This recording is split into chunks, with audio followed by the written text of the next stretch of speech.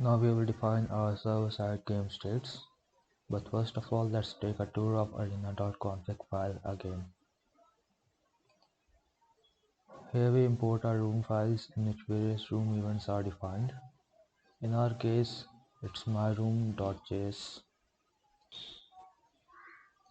Room handlers are defined in this block.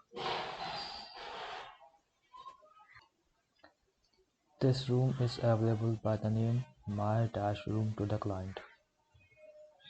You can create multiple rooms by creating different room schemas in schema subfolder, defining various game events for that room, and then defining corresponding room handlers here. Now let's see various schema types. We will review this part later.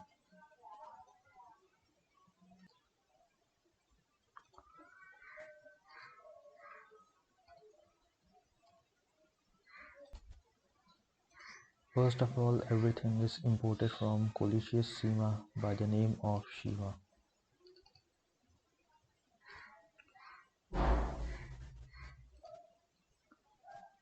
Then our schema class is defined here.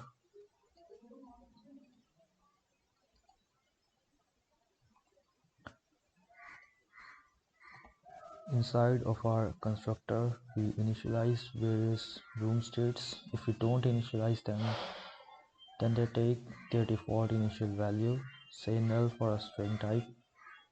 Now let's see various schema types.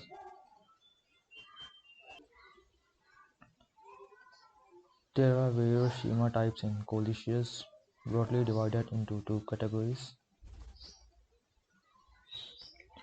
First category is primitive.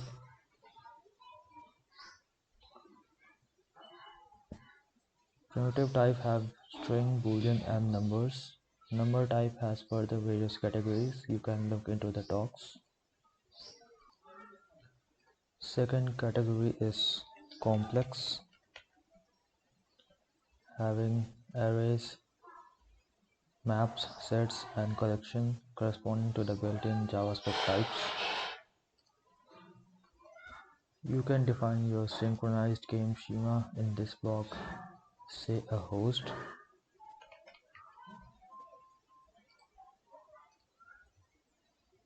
As a game can have a host, he can be the creator of the room or else. More essentially, a game will have various players, so let's define our player schema now. Create a new file in schema folder named player.js.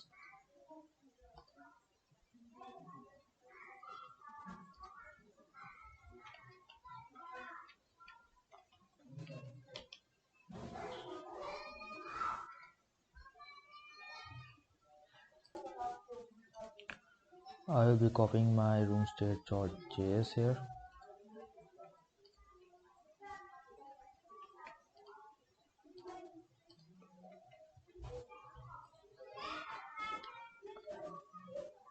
A player will essentially have a name that will be a string.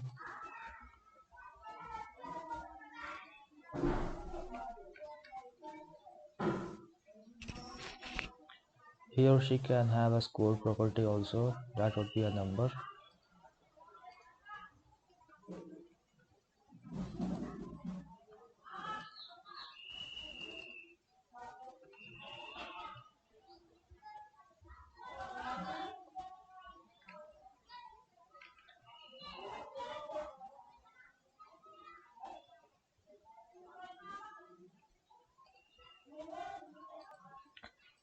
Now let's initialize our properties inside constructor. The player will have an initial name of guest if the user enters an empty value.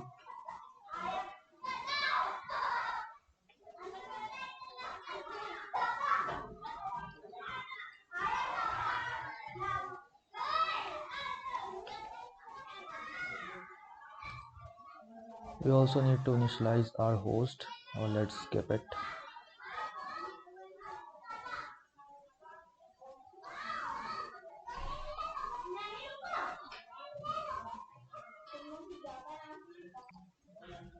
The player's score will have an initial value at 0.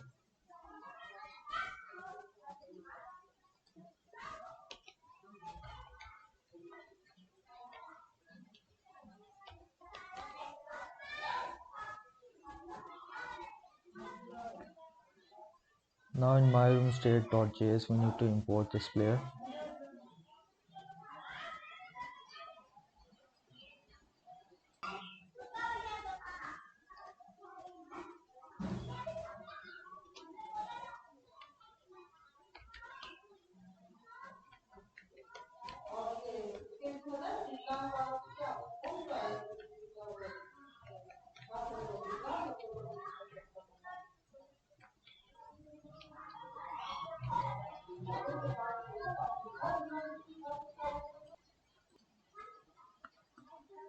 We can store players in an array this way.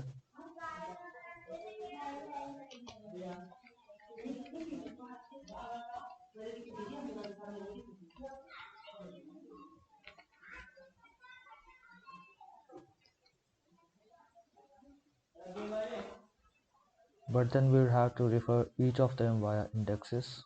It's best to use a map for this purpose, as Collizius assigns a unique key to each of its entities. That way we can refer each player through a unique ID. So right,